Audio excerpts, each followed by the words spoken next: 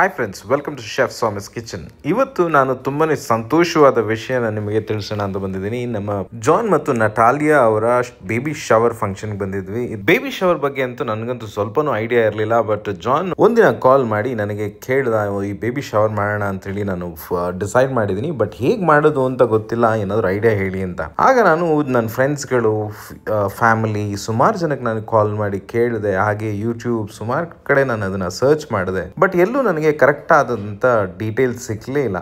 ಕೊನೆಗೆ ನಾನು ಕೇಳಿ ಮಾಡಿದ್ದನ್ನೆಲ್ಲ ಯೂಟ್ಯೂಬಲ್ಲಿ ಇಲ್ವಲ್ಲ ಅಂತ ಹೇಳಿ ನಾನು ಈ ವಿಡಿಯೋ ಮಾಡ್ತಾ ಇದ್ದೀನಿ. ಇನ್ನು ಮುಂದೆ ಬೇಬಿ ಶವರ್ ಮಾಡೋರಿಗೆ ಇದೊಂದು ಐಡಿಯಾ ಆಗಿರುತ್ತೆ. ಮೊದಲು ನಾವು ಎಲ್ಲ ನಮ್ಮ ರಿಲೇಟಿವ್ಸ್ ಮತ್ತು ಫ್ರೆಂಡ್ಸ್ಗಳಿಗೆ ಇನ್ಫಾರ್ಮ್ ಮಾಡೋದು, ಈ ದಿನ ನಾವು ಈ ಸಮಯದಲ್ಲಿ ನಾವು ಒಂದು ಫಂಕ್ಷನ್ ಮಾಡ್ತಾ ಇದ್ದೀವಿ, ನೀವು ಬರಬೇಕು ಅಂತ ಹೇಳಿ ನಾವು ಎಲ್ಲರಿಗೂ ಇನ್ವೈಟ್ ಮಾಡಾದ್ಮೇಲೆ ನಾವು ಒಂದು ಕಡೆಯಿಂದ ಅದನ್ನ ಫಾಲೋ ಅಪ್ ಮಾಡೋಕ್ಕೆ ಶುರು ಮಾಡೋದು, ಏನೇನು ಮಾಡಬೇಕು ಅಂತ ಹೇಳಿ.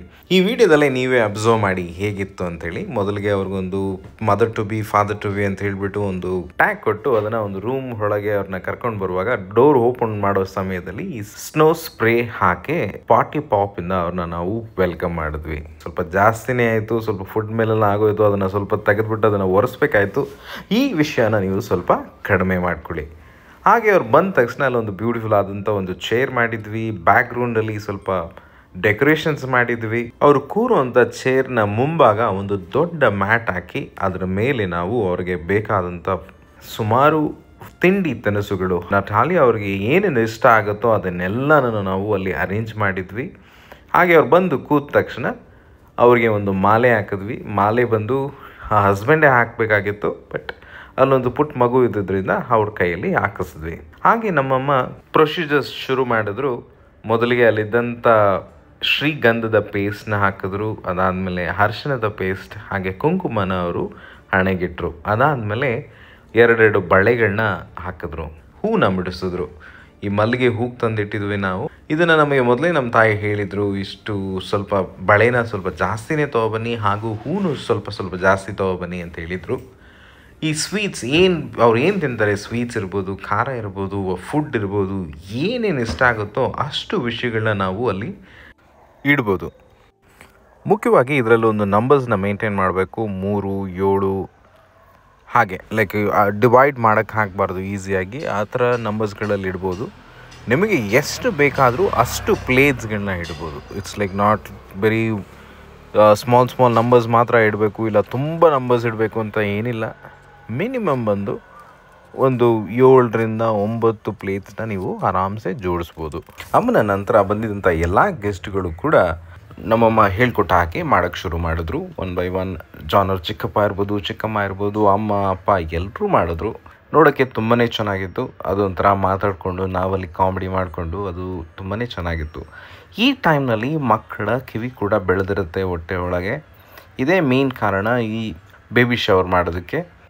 ರಿಲೇಟಿವ್ಸ್ಗಳ ಮಾತು, ರಿಲೇಟಿವ್ಸ್ಗಳ ವಿಶಸ್ ಆ ಮಗು ಕೇಳುತ್ತೆ. ಹಾಗೆ ಕೈಯಲ್ಲಿ ಹಾಕಿರುವಂಥ ಬಳೆ ಕೂಡ ಅದು ಫೀಲ್ ಮಾಡುತ್ತೆ. ಹಾಗೆ ಅಲ್ಲಿ ತಾಯಿಗೆ ಇಷ್ಟವಾದಂಥ ಸ್ವೀಟ್ಸ್, ಫುಡ್ಗಳಿಟ್ಟಿರೋದು, ತುಂಬಾ ಇಷ್ಟ ಆದಂಥ ಸ್ವೀಟ್ಸ್, ಖಾರಗಳೆಲ್ಲ ಇಟ್ಟಿರುವಾಗ ಇವರ ಮನಸ್ಸು ಕೂಡ ಫುಲ್ಲು ತೃಪ್ತಿ ಆಗುತ್ತೆ. ಎಲ್ಲೂ ಕೂಡ ಒಂದು ವಿಷಯ ಮಾಡಿಲ್ಲ, ಇದೊಂದು ವಿಷಯ ಕೊಟ್ಟಿಲ್ಲ ಅಂತ ಹೇಳಿ ಅವರು ಎಲ್ಲೂ ಯೋಚನೆ ಮಾಡೋಕ್ಕೆ ಚಾನ್ಸಸ್.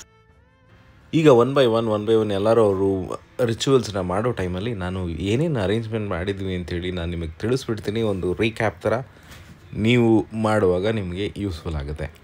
ಮೊದಲಿಗೆ ನಾವು ಒಂದು ಪರ್ಟಿಕ್ಯುಲರ್ ಪ್ಲೇಸ್ನ ನಾವು ಐಡೆಂಟಿಫೈ ಮಾಡಿದ್ವು. ಈ ಜಾಗದಲ್ಲಿ ಈ ಫಂಕ್ಷನ್ ನಡೆಯುತ್ತೆ ಅಂಥೇಳಿ ಅಲ್ಲಿ ಒಂದು ಸ್ಮಾಲ್ ಬ್ಯಾಕ್ಗ್ರೌಂಡ್ ಸೆಟಪ್ ಮಾಡಿದ್ವಿ. ಅಲ್ಲಿ ಒಂದು ಬೇಬಿ ಶವರ್ ಅಂಥೇಳಿ ಒಂದು ಸಣ್ಣ ಬೋರ್ಡ್ ರೀತಿ ಒಂದು ಬಲೂನ್ ಫಿಕ್ಸ್ ಮಾಡಿದ್ವಿ. ಮುಂದೆ ಒಂದು ಒಳ್ಳೆ ಚೇರ್ನ ತಂದಿಟ್ವಿ. ಅದ್ರ ಮುಂದೆ ಒಂದು ಕಾರ್ಪೆಟ್ ಹಾಕಿ, ಒಂದು ದೊಡ್ಡ ಸೈಜ್ ಕಾರ್ಪೆಟ್ ಹಾಕಿದ್ವಿ. ಅಲ್ಲಿ ಅಮ್ಮನಿಗೆ ಬೇಕಾದಂಥ ಸ್ವೀಟ್ಸ್ಗಳು ಎಷ್ಟು ಬೇಕಾದರೂ ಇಡ್ಬೋದು, ನಾಟ್ ಅ ಪ್ರಾಬ್ಲಮ್. ಎಲ್ಲರೂ ಒಂದು 5 ಅಂತ ಹೇಳ್ತಾರೆ. 5 ಮತ್ತು ಹೂ ಅದನ್ನೇ ಹೇಳ್ತಾರೆ. ಬಟ್ ನಮಗೆ ಎಷ್ಟು ಇಷ್ಟ ಆಗುತ್ತೋ ಅಷ್ಟನ್ನು ನಾವು ಪ್ಲೇಟ್ಸಲ್ಲಿ ಅರೇಂಜ್ ಮಾಡ್ಬೋದು. ಪ್ಲೇಟ್ಸ್ ದೊಡ್ಡದಾಗೇ ಇರಬೇಕು ಅಂತೇನಿಲ್ಲ, ಚಿಕ್ಕದಾಗಿದ್ರೂ ನಡೆಯುತ್ತೆ. ಸ್ವೀಟ್ಸ್ ತರಬೇಕು, ಅದಾದಮೇಲೆ ಖಾರಗಳು ತರಬೇಕು. ಅವ್ರಿಗೆ ಇಷ್ಟ ಆದಂಥ ಚಕ್ಲಿ, ಕೋಡುಬಳೆ, ಈ ರೀತಿ ವಿಷಯವಾದ ಖಾರಗಳು ಇಡಬೇಕು. ಹಾಗೆ ಫ್ರೂಟ್ಸ್ಗಳು ತರಬೇಕು. ಫ್ರೂಟ್ಸ್ಗಳಲ್ಲಿ ನಿಮಗೆ ಸೀಸನಲ್ ಏನೇನು ಫ್ರೂಟ್ ಸಿಗುತ್ತೋ ಎಲ್ಲ ಫ್ರೂಟು ಇಡ್ಬೋದು. But banana is must. ಯಾಕೆಂತಂದರೆ ಹೋಗೋ ಟೈಮಲ್ಲಿ ಆ್ಯಸ್ ಅ ಗೆಸ್ಟ್ಗಳು ಬಂದಿರೋರಿಗೆ ನಾವು ಬನಾನಾಸ್ಗಳನ್ನ ಕೊಟ್ಟು ಕಳಿಸ್ತೀವಿ.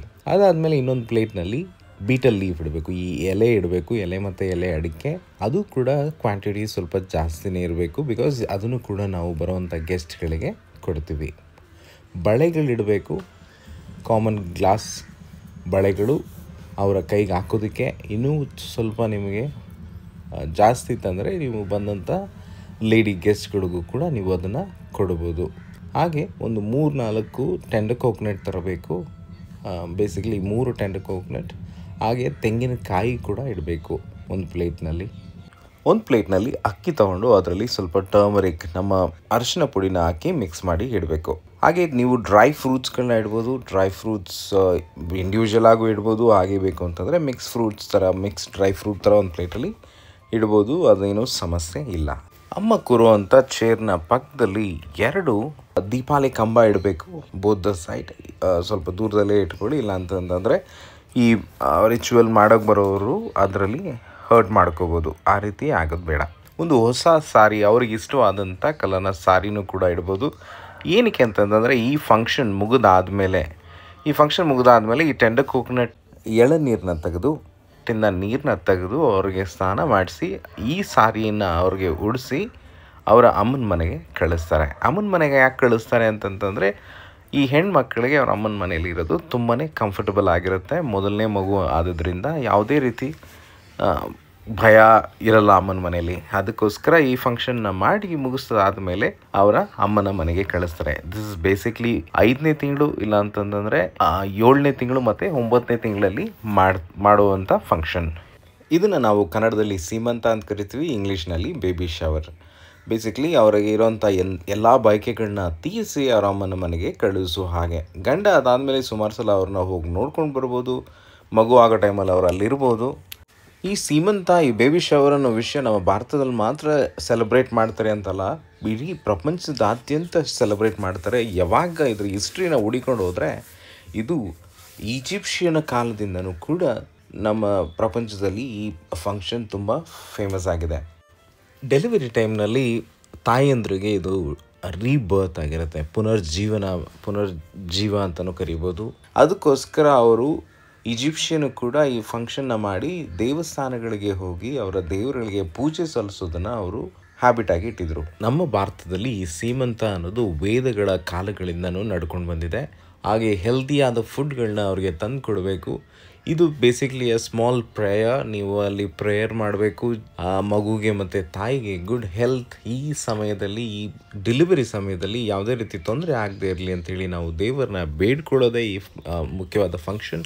ಈ ಸಮಯದಲ್ಲಿ ಮಗುವಿನ ಕಿವಿ ಬೆಳವಣಿಗೆ ಆಗಿರೋದ್ರಿಂದ ನೀವು ಈ ಫಂಕ್ಷನ್ನಲ್ಲಿ ಮ್ಯೂಸಿಕ್ ಅನ್ನೋದು ಕೂಡ ತುಂಬಾ ಇಂಪಾರ್ಟೆಂಟ್ ಆಗಿತ್ತಂತೆ ಆ ಕಾಲಗಳಲ್ಲಿ.